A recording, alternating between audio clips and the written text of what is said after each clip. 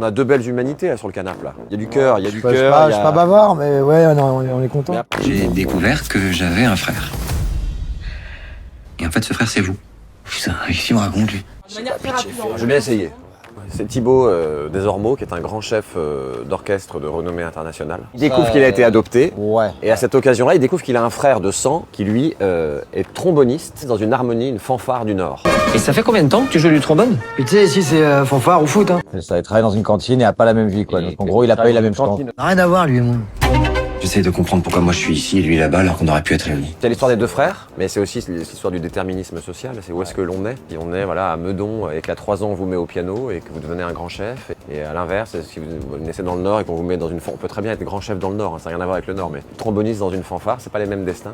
Et surtout ça dans une grande comédie dramatique populaire d'auteur, ce qui est un exercice de funambule. C'est très dur de réussir ça, je trouve.